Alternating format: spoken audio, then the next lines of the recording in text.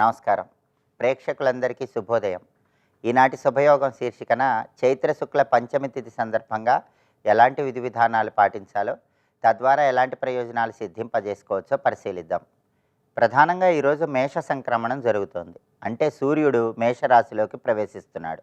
సంక్రమణం జరిగిన రోజు చేసే స్నానం 7 జన్మల పాపాలను తొలగింపజేస్తుందని ప్రామాణిక గ్రంథాల్లో ఉంది. కాబట్టి ఈరోజు సూర్య భగవానుడికి ప్రియమైన విధంగా ఎర్రటి పుష్పాలు నీటిలో కలుపుకొని ఆ నీటితో స్నానం చేస్తూ ఓం సవిత్రే నమః అని మనస్సులో స్మరించుకోవాలి. ఇలా చేసే స్నానం సూర్యుడి సంపూర్ణమైన అనుగ్రహాన్ని కలిగింపజేస్తుంది. అలాగే చైత్రమాసంలో శుక్లపక్షంలో వచ్చే పంచమి తిథిని లక్ష్మీ పంచమి అనే పేరుతో పిలుస్తారు. ఈ లక్ష్మీ పంచమికి ఉన్న ప్రత్యేకత ఏంటంటే, శ్రీ మహావిష్ణువు ఆజ్ఞ ప్రకారం శ్రీ మహాలక్ష్మీదేవి భూలోకానికి వచ్చే రోజు లక్ష్మీ పంచమి. కాబట్టి లక్ష్మీ పంచమి సందర్భంగా లక్ష్మీదేవిని ఆరాధన చేస్తే ధన కనక వస్తువాహన ప్రాప్తిని సిద్ధింపజేసుకోవచ్చు. మీ గృహంలో పూజా మందిరంలో ధనలక్ష్మీదేవి చిత్రపటాన్ని ఏర్పాటు చేసుకొని ఆ చిత్రపటానికి గంధం బొట్లు, కుంకుమ బొట్లు అలంకరించి ధనలక్ష్మీదేవి చిత్రపటం దగ్గర వెండి ప్రమిదలో ఆవు నెయ్యి పోసి తామర ఒత్తులతో దీపారాధన చేయాలి.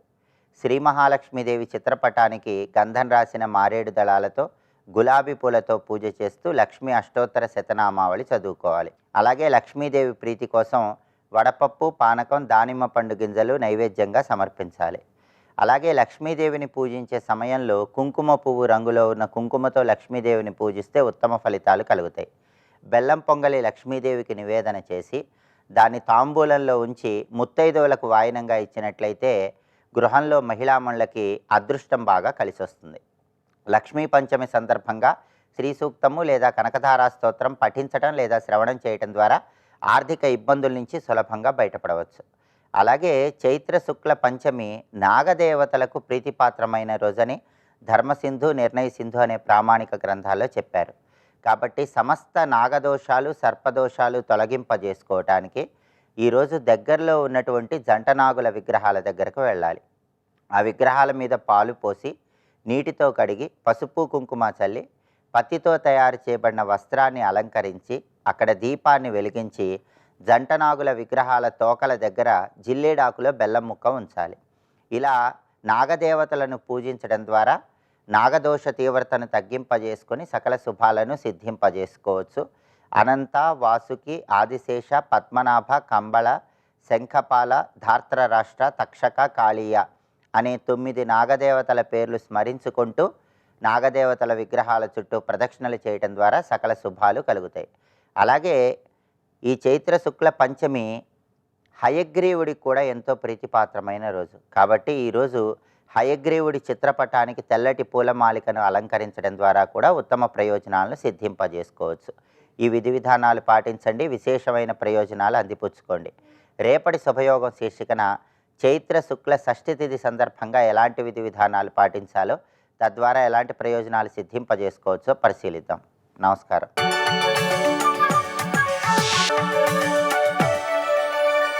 నందకిశోర నవనీత చోర నాదవిహార శ్రీధర, నందకిశోర నవనీత చోర నాదవిహార శ్రీధర. హితభుక్, మితభుక్, ఋతభుక్, ఇది గుర్తుపెట్టుకోవాల్సింది. హితభుక్, ఏది హితమో అది తినాలి, అంతేగాని ఏది ఇష్టమో కాదు, శరీరానికి హితమో అది తీసుకోవాలి. ఆ తీసుకునేది కూడా మితభుక్, మితంగా తీసుకోవాలి. మూడవది ఋతభుక్ అన్నాడు. ఋతం అంటే సత్యం, ఋతగం సత్యం పరం బ్రహ్మ అనే మంత్రం ఉంది కదా. ఋతం అంటే సత్యం, అంటే ధర్మం అని అర్థం. కానీ 3 ప్రధానం. హితమైన తినాలి, మితంగా తినాలి, ధర్మబద్ధంగా ఆర్జించిన తినాలి. ఎంత చక్కగా ఆహార విషయంలో ఋషులు ఎంత చక్కటి సిద్ధాంతాలను మనకు అందించారో చూడండి. తదనుగుణంగా జీవిస్తే ఆ జీవితం ఆరోగ్యవంతంగానే ఉంటుంది కదా. అదేవిధంగా సుస్నిగ్ధ మధురాహారాహ చతుర్థాంశ వివర్జిత భుజ్యతే శివసంప్రీత్యే మితాహారస్స ఉచ్యతే అంటూ యోగశాస్త్రంలో హఠయోగ ప్రదీపిక అనే గ్రంథంలో చెప్తున్నది. ముందు చెప్పిన సుస్నిగ్ధ మధురాహారా అంటే రస్యా స్నిగ్ధా స్థిరా హుర్జాహన భగవాన్ ఏం చెప్పాడో అటువంటి సాత్వికమైన ఆహారాలని ఎలా తినాలంటే చతుర్థాంశ వివర్జిత, పావు భాగం ఖాళీ పెట్టి తీసుకోవాలట. కడుపులో నింపేయకుండా పావు భాగం ఖాళీ పెట్టాలట. అది ఎలా తినాలి? భుజ్యతే శివ సంప్రీత్యై, మరొకటి కలిసింది ఇక్కడ. ఎందుకు తింటున్నామంటే శివప్రీతికై అని తినాలి ఇక్కడ. ఎందుకంటే జఠరాగ్ని రూపుడుగా ఆయనే ఉన్నాడుగా పరమాత్మ, ఆయనకు ప్రీతికై అని తిను. అది నీ బుద్ధిని ప్రవృత్తిని కూడా మారుస్తుంది. అందుకే ఛాందోగ్యంలోనే ఆహారం గురించి చెప్తూ దాని స్థూల భాగం మాలిన్యమై, దాని సూక్ష్మ భాగం ప్రాణమై, దాని సూక్ష్మతమమైనటువంటి భాగము మనస్సు అవుతుంది అని చెప్పాడు ఇక్కడ. అందుకే ఆహారమే మనఃకల్పన కూడా చేస్తుంది కనుక శుద్ధమైన మనస్సు, సాధనాయోగ్యమైన మనస్సుకి ఆహార శుద్ధి కలగాలి. ఇది ప్రధానమైన అంశం. అందుకే ఆహారం గురించి నేను చెప్తూ లఘుపాకం ప్రియం స్నిగ్ధం తథా ధాతు ప్రపోషణం మనోభిషితం యోగ్యం యోగీ భోజనమాచరేత్. యోగి అయిన వాడు అంటే భగవద్ అభిముఖంగా సాధన చేయువాడు. యోగ శబ్దానికి ఇదే అర్థం. వాడు యోగి అండి అంటే సిద్ధుడైన యోగి కావచ్చు, సాధకుడైన యోగి కావచ్చు, కానీ తన ప్రయాణం ఎటో స్పష్టంగా తనకి తాను అవగాహన కలిగిన వాడెవడో వాడు యోగి. అంటే పరమాత్మను పొందడానికై నేను ఉన్నాను అనుకున్నవాడు యోగి, దానికి అనుగుణంగా ప్రవర్తించేవాడు యోగి. వాడేం చేయాలంటే లఘుపాకం, తెలిసిపోతున్నది. లఘుపాకం అంటే తేలికగా అరిగే ఆహారం. లఘు అంటే కొంచెమని కాదు, తేలికగా. వెంటనే రెండు అర్థాలు ఉన్న లఘు శబ్దానికి. అందుకే లఘుపాకం ప్రియం స్నిగ్ధం తథా ధాతు ప్రపోషణం. ఇది ఎందుకు ఈ శ్లోకం చెప్పాల్సిందంటే ధాతు పుష్టి అనేది శరీరానికి చాలా అవసరం. సప్తధాతువుల గురించి మనం లలితా శాస్త్రంలో కూడా చదువుకున్నాం కదా. రక్తము, మజ్జ, మాంసము, అస్థి, మేధస్సు, శుక్రము ఇత్యాది. ఈ సప్తధాతువులు పుష్టిగా ఉంటేనే శరీరం పుష్టిగా ఉంటుందండి.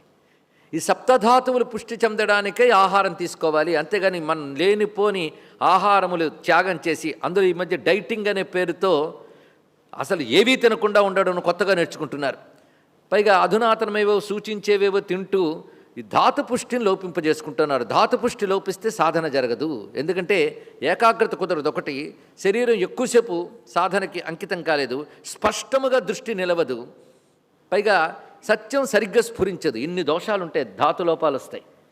పైగా మంచం పట్టడం ఇత్యాదులు కూడా ధాతులోపాల వల్ల జరుగుతాయి. ధాతుపుష్టి గట్టిగా ఉండాలి. అందుకే తినే ఆహారం ఆయా ధాతువుల్ని పెంపొందించేదిగా ఉండగలగాలి. ఏ ఆహారం ఏ ధాతువుకు ఉపకరిస్తుందో చెప్తారు.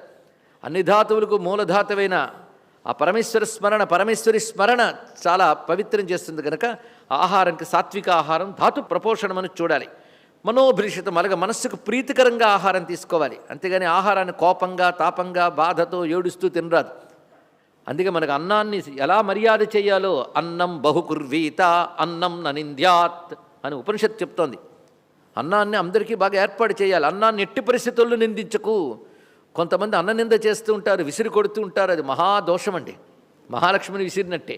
అది మన ధాన్యలక్ష్మి, అన్నలక్ష్మి అని నమస్కారం చేస్తాం. అన్నమంతా కలిపి అన్నపూర్ణమ్మ అని నమస్కారం చేస్తాం. ఈ సంస్కారాలను పెద్దవాళ్ళు నేర్పారు.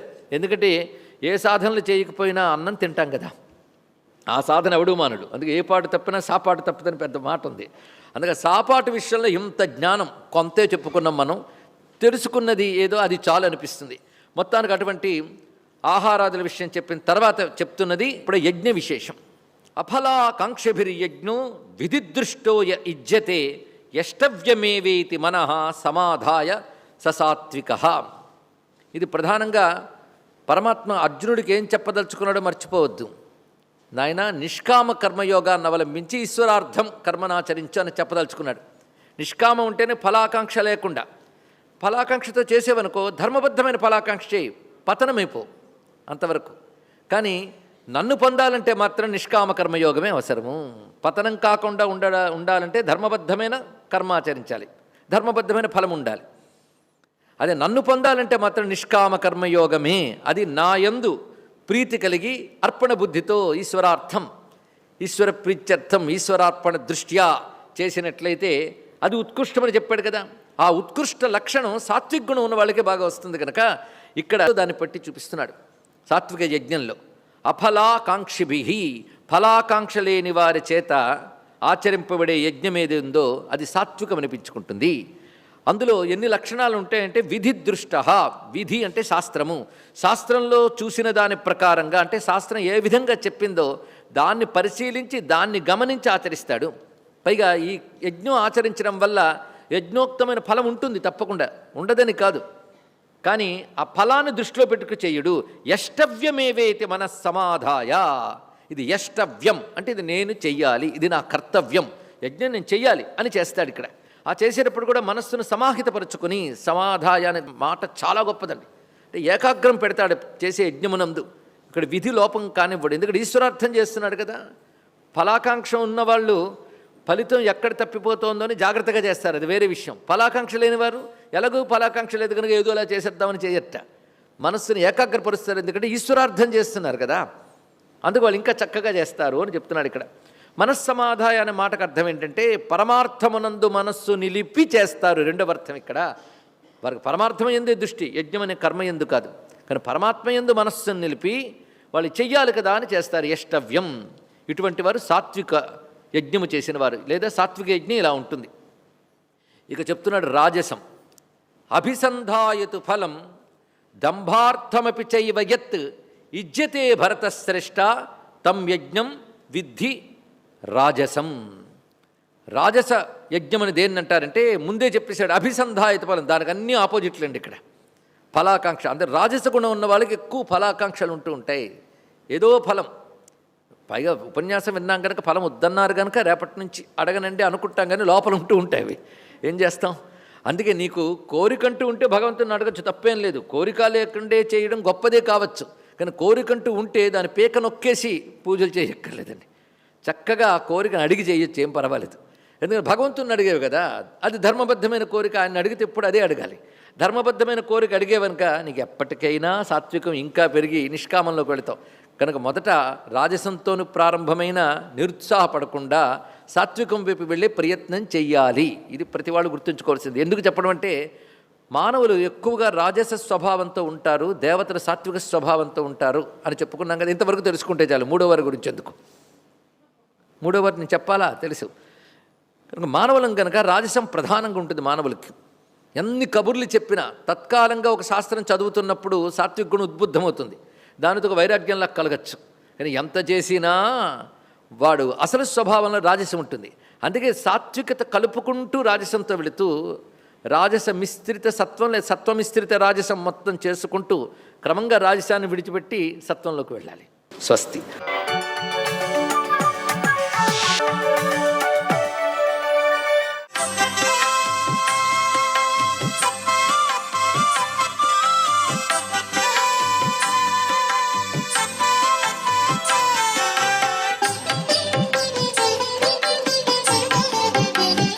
ఓం నమో నారాయణాయ, ఓం నమ శివాయ, శ్రీమాత్రే నమ. ఈరోజు చైత్రశుద్ధ పంచమి. నాగదేవతలను ఆరాధన చేయటమే కాకుండా దవనంతో కూడా పూజ చేయాలి. కర్కోటక కాలసర్పదోషాలు కూడాను పటాపంచలైపోయేందుకు ఇది బాగా సహకరిస్తుంది. నాగులను ఆరాధించడం కూడాను విశేషకరమైనటువంటి ప్రభావాన్ని మనకు ప్రసాదిస్తుంది. అంతేకాకుండా యోగశాస్త్రరీత్యా కుండలిని శక్తి జాగృతం చేసుకునేందుకు వీలైనటువంటి విధి విధానం ఈ రోజున పాటించినా కూడాను సర్వవిధ శ్రేయోదాయకంగా నాగ ఆరాధన ద్వారా సాధించుకోవటానికి ఆస్కారం అత్యధికంగా ఉంటుంది అని చెప్పేసి మనకు శాస్త్రవచనం. అంతేకాకుండా ఈ రోజున లక్ష్మీదేవిని గనక షోడశోపచారాలతో గనక పూజించటం వల్ల దారిద్ర్యము అనేటువంటిది నాశనమై ఐశ్వర్య ప్రాప్తి అత్యధికంగా కలగడానికి ఆస్కారం ఉంది. శనివారం కావడం చేత లక్ష్మీదేవితో కూడినటువంటి వెంకటేశ్వర స్వామిని గనక ఈ రోజున త్రికరణ శుద్ధితో గనక పూజ చేసినట్లయితే లక్ష్మీ కటాక్ష సిద్ధి అనేటువంటిది మనకు ప్రాప్తిస్తుంది. రామాయణ పఠనం సర్వవిధ శ్రేయోదాయకంగా కూడా మనకు శాస్త్రాలు అభివర్ణిస్తున్నాయి. వసంత నవరాత్రుల రీత్యా ప్రతినిత్యం కూడాను రామాయణాన్ని పఠించడం వల్ల సర్వవిధ శ్రేయోదాయకవంతమైన ప్రభావం కూడా మనకు లభ్యపడుతుంది. అటు నాగారాధన, ఇటు లక్ష్మీ ఆరాధన, వెంకటేశ్వర స్వామితో కూడినటువంటి లక్ష్మీదేవిని పూజించడం, రామాయణ పఠనం చేయటం, ఇవన్నీ కూడాను మానవ జీవితంలో ఆధ్యాత్మిక ఉన్నతికి మార్గదర్శక సూత్రాలుగా మనం గ్రహించి వీటిని ఆచరించి అందరం కూడాను సుసంపన్నవంతమైనటువంటి ప్రభావంతో జీవితాన్ని గడపడానికి ఆస్కారాన్ని ఆ సర్వేశ్వరుడు అంతర్యామి మనకు ప్రసాదిస్తున్నాడు. దీన్ని సద్వినియోగం చేసుకొని తరిద్దామా మరి. సర్వే జనా సుఖినో భవంతు.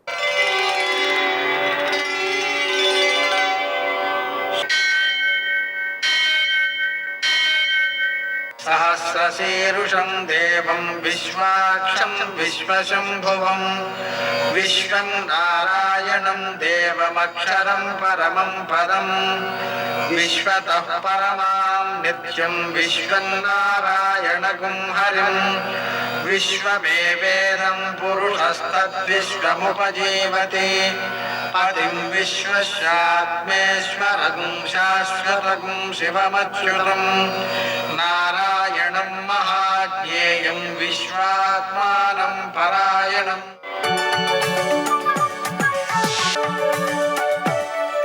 సూర్యశౌర్యమథేందురింద్రపదవీ సన్మంగళం మంగళం. పద్మావతి ప్రణయలాలితముగ్ధదేహ శ్రీవేంకటేశరుణమోచనమస్తు మహ్యం. నేటి కాలమాన విశేషాలను గమనిద్దాం. స్వస్తి శ్రీ చాంద్రమాన క్రోధినామ సంవత్సరం ఉత్తరాయణం వసంత ఋతువు చైత్రమాసం శుక్లపక్షం శనివారం సూర్యోదయం 6:05 సూర్యాస్తమయం 6:28 తిథి పంచమి మధ్యాహ్నం 12:09 వరకు నక్షత్రం మృగశిర రాత్రి 12:52 వరకు వర్జం ఉదయం 6:29 నుంచి 8:05 వరకు దుర్ముహూర్తం ఉదయం 6:05 నుంచి 7:44 వరకు అమృతకాలం సాయంకాలం 4:04 నుంచి 5:40 వరకు రాహుకాలం శనివారం కాబట్టి ఉదయం 9 నుంచి 10:30 వరకు అష్టకవర్గు రీత్యా శుభప్రదమైన సమయం ఉదయం 8:30 నేటి విశేషం శనివారం. అలాగనే లక్ష్మీ పంచమి, నాగ పూజ, హయవ్రతం, సౌర సంవత్సరాది, కూర్మ కల్పాది, మేష సంక్రమణం. ముఖ్యంగా శనివారం కాబట్టి సూర్యోదయానికి ముందే లేచి స్నానం చేయడం, అలాగే సూర్యోదయానంతరం శివునకు ఒక 1/2 కేజీ నల్ల నువ్వులతో పూజ చేయడం, వాటిని ఆవులకు పెట్టడం, ఆంజనేయ స్వామికి పూజ చేయడం, అప్పాలు నైవేద్యం చేయడం, హనుమాన్ చాలీసా పారాయణ చేయడం, వెంకటేశ్వర దీపారాధన చేయడం మొదలైనటువంటి కార్యక్రమాలు సకల గ్రహదోషాలని నివారిస్తాయి.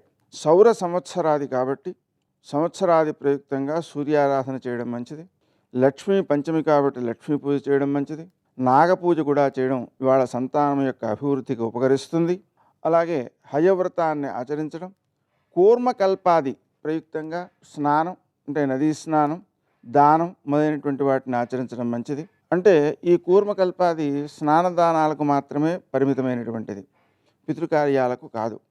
అలాగనే మేష సంక్రమణం పుణ్యకాలం మధ్యాహ్నం 12:15 నుంచి సూర్యాస్తమయం వరకు ఉంటుంది.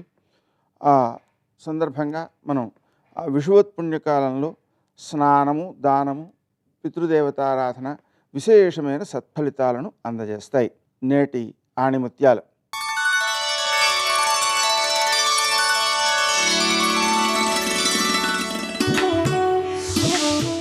మనస్సులో మంచి భావాలుంటే చేసే ప్రతి పని మంచి ఫలితాన్ని ఇస్తుంది.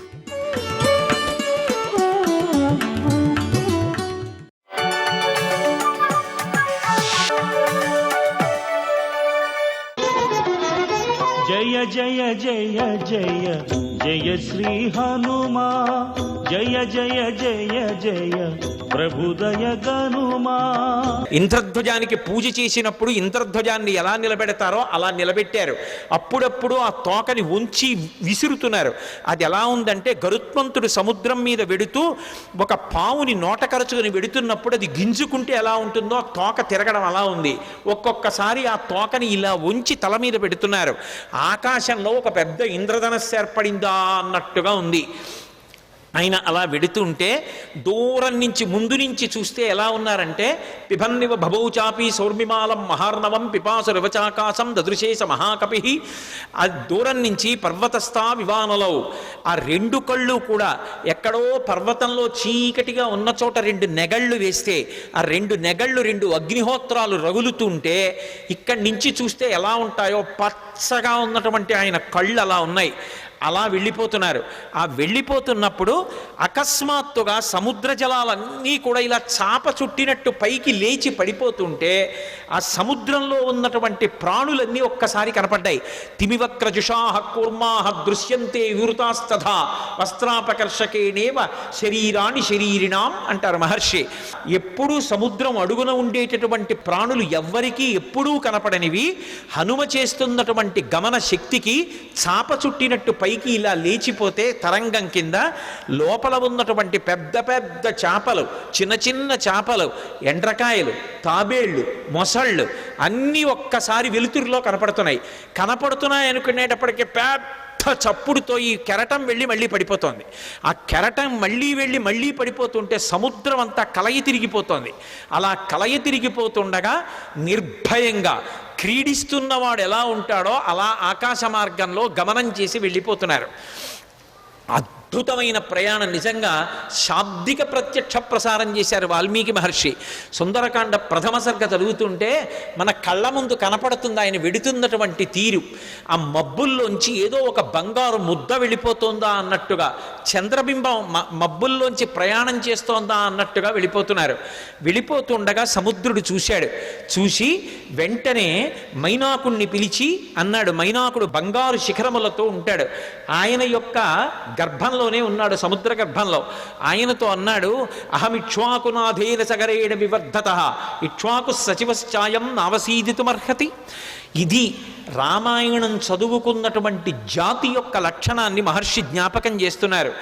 నేను సముద్రుణ్ణి. ఈ భూమి మీద సముద్రాలు ఎలా ఏర్పడ్డాయో తెలుసా? ఇక్ష్వాకు వంశంలో పుట్టినటువంటి సగర చక్రవర్తి యొక్క కుమారులు 60,000 మంది సగరులు ఈ భూమిని గోతులు తవ్వితే గోతులలోకి వచ్చి నిలబడినటువంటి జలములకు సాగరములని పేరొచ్చింది.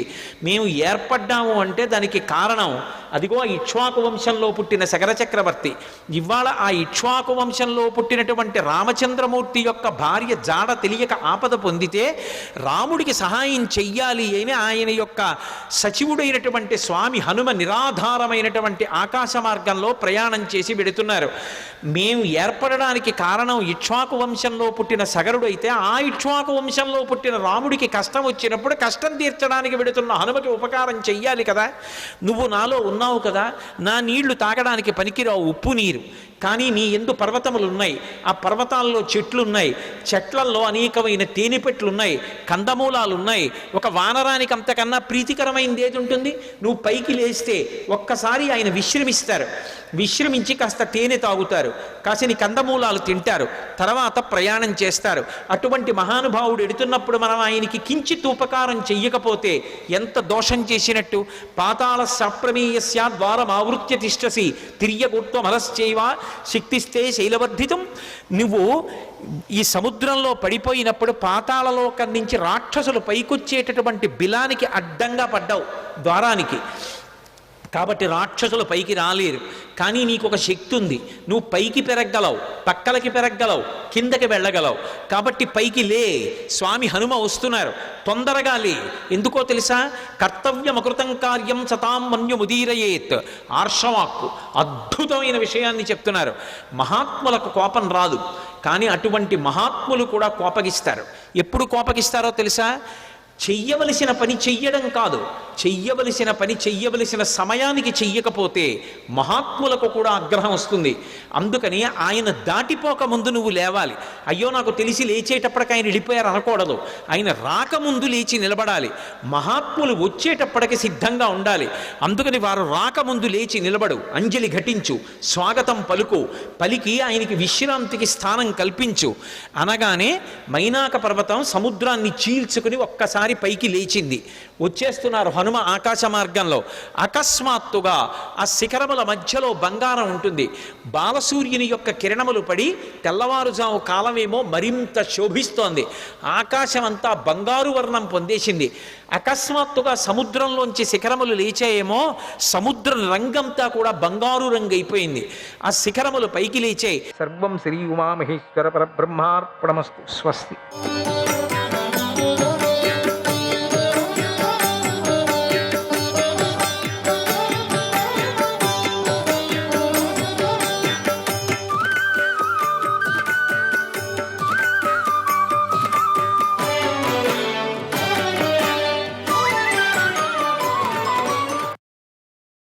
గాంధార దేశీయుల్లో శౌచాచారం ఉండదు, నశిస్తుంది. క్షత్రియుడు పౌరోహిత్యంతో యజమాని యజ్ఞంలో హోమం చేసిన హవిస్సు వ్యర్థమైపోతుంది.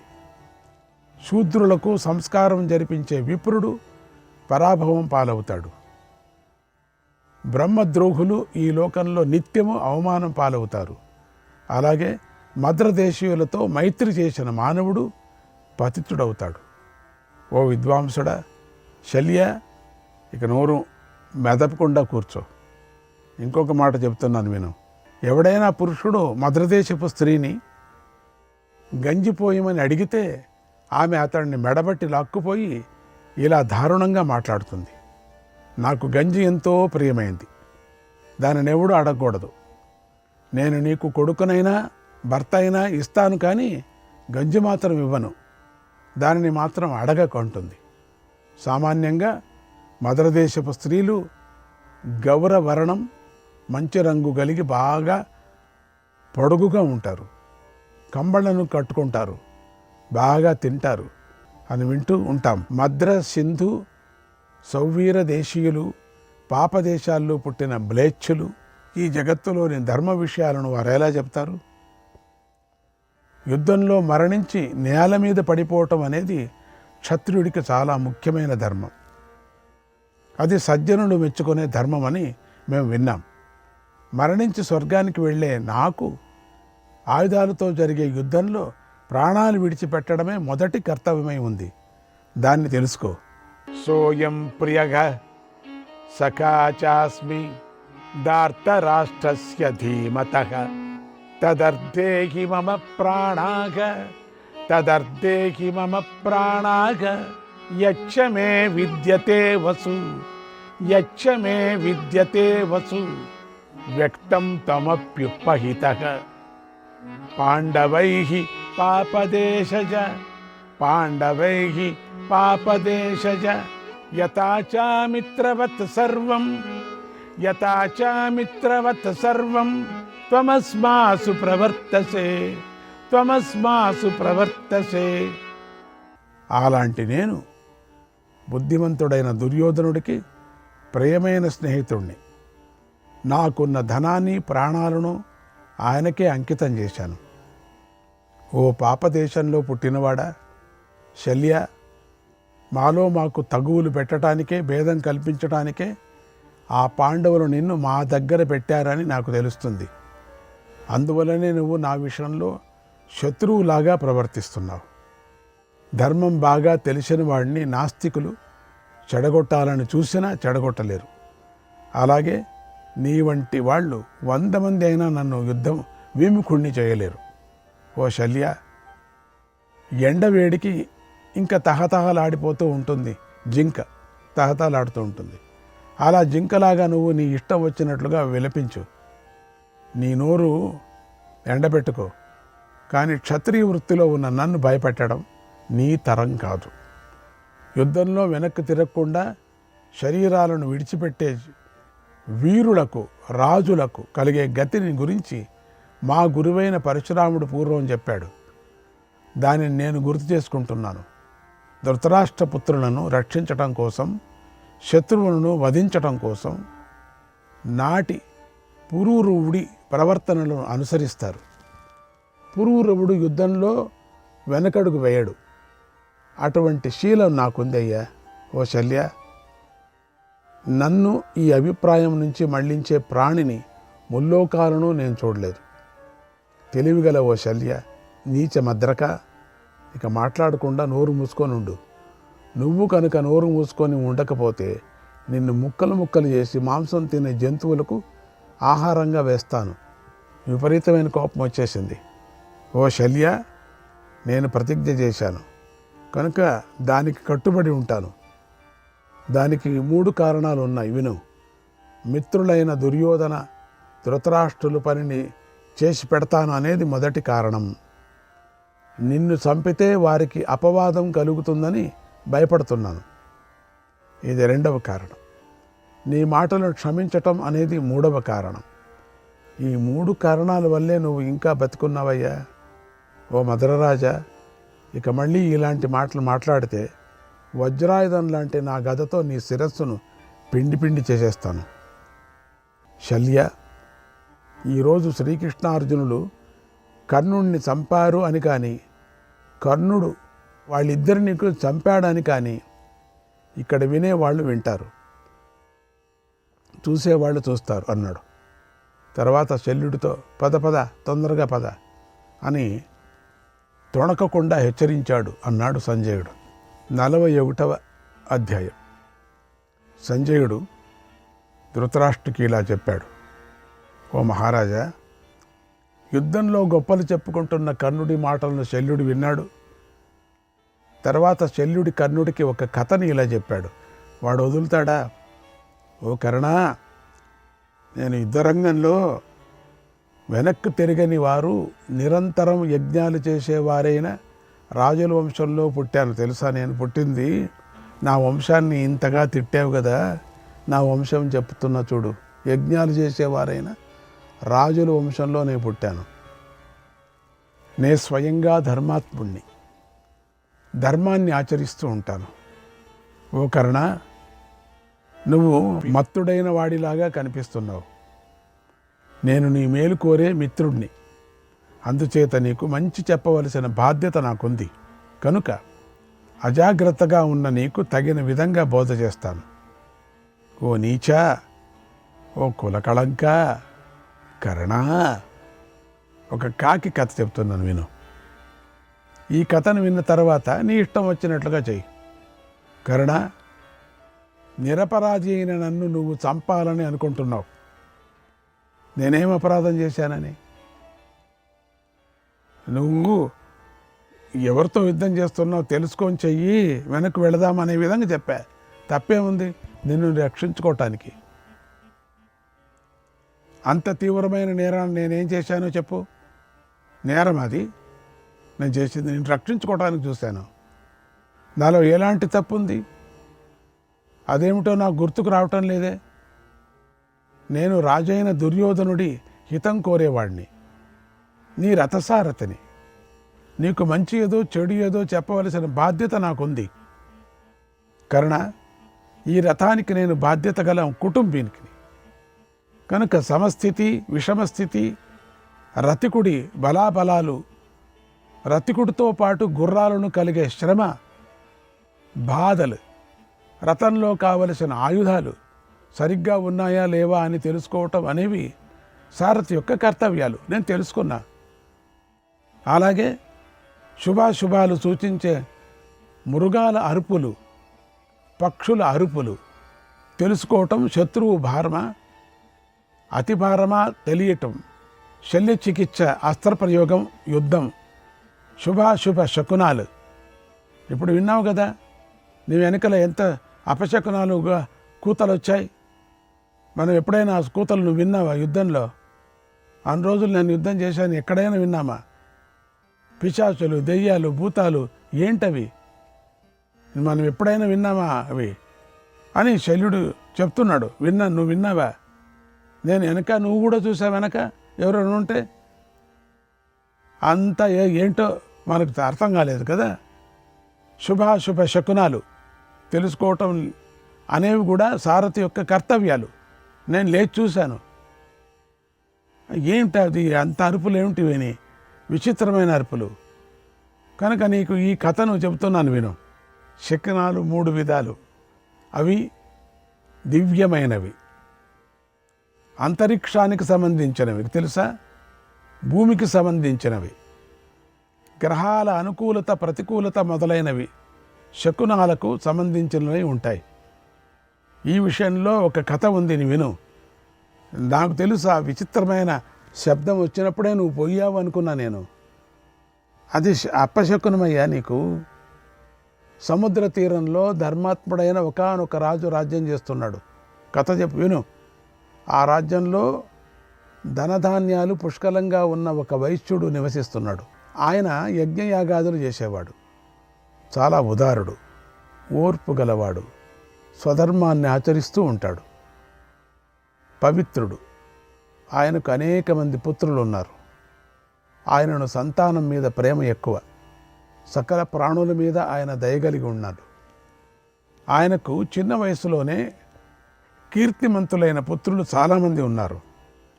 వారితో పాటుగా ఒక కాకి నివసిస్తూ ఉండేది. అది వారి ఎంగిలి తిని బతుకుతూ ఉండేది.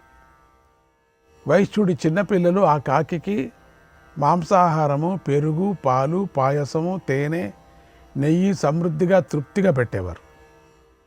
ఆ ఎంగిలి తిని తిని తిని తిని ఆ కాకి చాలా పొగరెక్కింది. ఇక అది తనతో సమానమైన పక్షులను, తనకంటే గొప్ప పక్షులను కూడా అవమానించటం మొదలుపెట్టింది. ఇలా ఉండగా ఒకనాడు ఆ సముద్రం తీరానికి కొన్ని హంసలు వచ్చాయి. అవి గరుత్మంతుడితో సమానంగా ఆకాశంలో ఎగురుతాయి. అవి మానస సరోవరంలో నివసిస్తున్నాయి. అవి ఎంతో సంతోషంగా విహరిస్తూ సముద్ర తీరానికి వచ్చాయి. అప్పుడు వైశ్యుడి పిల్లలు ఆ హంసలను చూసి తమ చెంత ఉన్న కాకితో ఇలా అన్నారు: ఓ పక్షి, నువ్వు పక్షుల్లో అన్ని పక్షుల్లోకి నువ్వే శ్రేష్ఠురాలవు. అలాంటి నీ దగ్గరకు ఆకాశంలో సంచరిస్తున్న హంసలు వచ్చాయి. అవి ఆకాశంలోకి పోయి చాలా దూరం ఎగురుతున్నాయి. నువ్వు ఏమీ తీసిపోవు దీనికి. నిజానికి నువ్వు వీటికంటే కూడా గొప్పదానవు. నువ్వు వీటితో సమానంగా ఎగురుతావు, సమర్థురాలువు. నీకంత శక్తి ఉన్నా నువ్వు ఎప్పుడూ ఎగరలేదు. ఇంతవరకు నీ శక్తిని ప్రదర్శించలేదు. వీటిలాగా ఎప్పుడూ వేగంగా వెళ్ళనూ లేదు. ఇక ఇప్పుడు నీ శక్తి చూపించు, ఈ హంసలను ఓడించు అన్నారు. ఆ పిల్లలు మూర్ఖులు, అల్పబుద్ధులు. వారి మాటలను కాకి నమ్మేసింది.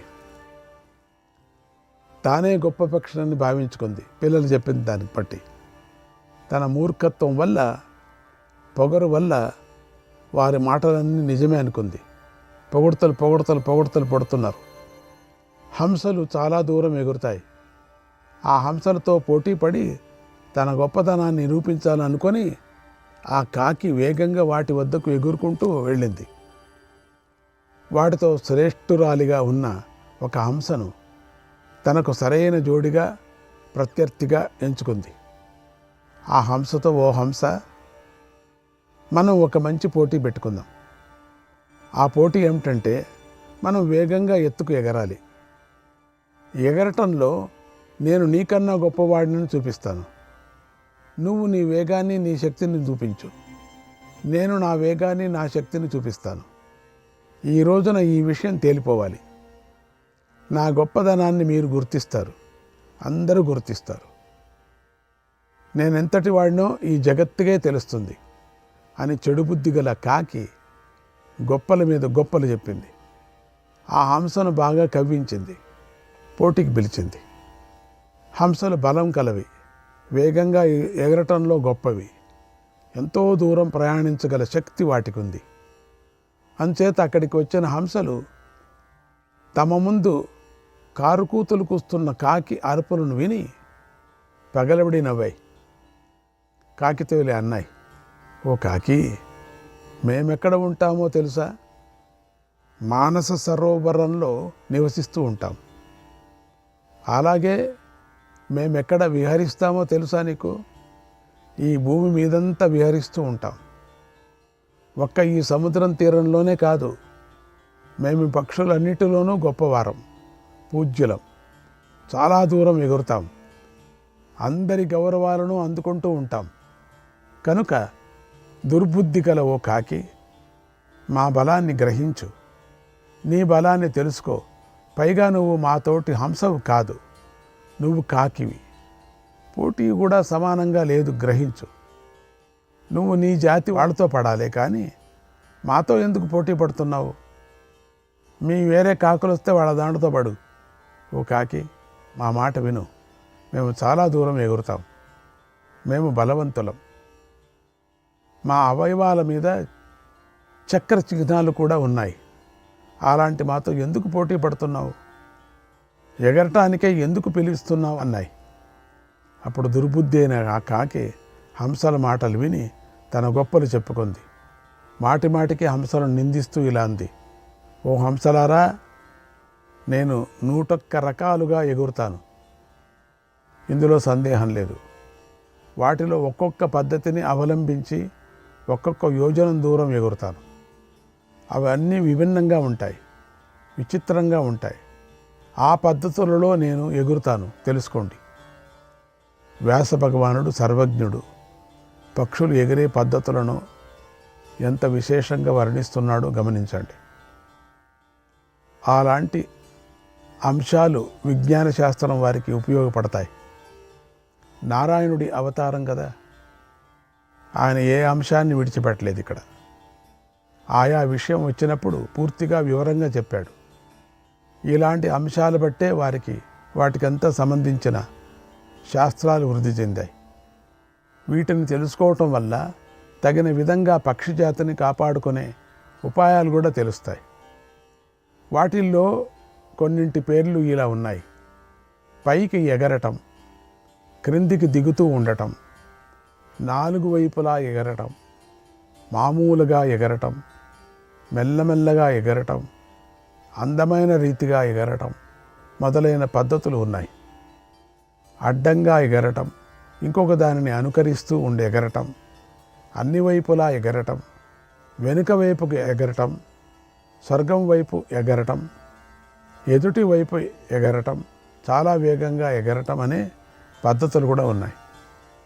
ఇతరులకు కదిలించకుండా ఎగరటం, ప్రచండ వేగంతో ఎగరటం, అందమైన గమనంలో ప్రారంభించి గిరిగిరా తిరిగి కిందికి దిగటం, మళ్ళీ అందమైన గతిలో ఆరంభించి గిరిగిరా తిరిగి పైకి ఎగరటం, ఒక రకంగా ఎగరటంలో ఇంకొక రకంగా ఎగిరి చూపటం, ఒక క్షణం చక్కగా ఎగిరి రెక్కలు రెపరెపలాడించటం, ఒకసారి పైకి ఇంకొకసారి కిందికి పోవటం, ఒక లక్ష్యాన్ని ఉద్దేశించి ఎగరటం. ఇలా ఎగరటంలో 26 రకాలు ఉన్నాయి. వాటిల్లో మహాడీనం కాక ఇతరమైన అన్ని ఎగరటాలకు ఒక లక్ష్యం వైపు పోవటం, లక్ష్యం వరకు వెళ్ళి తిరిగి రావటం, ఎదురు వెళ్ళటం అని 3 భేదాలు ఉన్నాయి. ఇలా 70 భేదాలు. ఇవి కాకుండా 25 నిపాతాలు ఉన్నాయి. ఇవన్నీ కలిపితే 101 భేదాలు అవుతాయి. మహాడీనం కాక ఇతరమైన 25 భేదాలు చెప్పారు. వీటన్నిటికీ విడివిడిగా ఒక్కొక్క సంపాతం, రెక్కలు టపటపా కొట్టడం కూడా ఉంటుంది. ఈ 25 సంపాతాలు కలిపితే 101 సంఖ్య పూర్తి అవుతుంది. ఇప్పుడు మీరందరూ చూస్తూ ఉండగా ఇన్ని రకాలుగా నేను ఎగురుతాను. అప్పుడు మీరు నా బలాన్ని చూడండి. ఈ 101లో దేనితో అయినా నేను ఆకాశంలోకి ఎగురుతాను. ఓ హంసలారా, వీటిలో నేను ఏ గతిలో ఎగరాలో మీరే ఆలోచించి చెప్పండి. నేను ఆ గతిలోనే ఎగురుతాను. అలాగే ఓ పక్షులారా, మీరు కూడా విభిన్నమైన పద్ధతుల గురించి బాగా ఆలోచించి ఒక పద్ధతిని నిశ్చయించుకోండి. దాంతో నాతో పోటీ పడండి, ఆలస్యం చేయకండి అంది.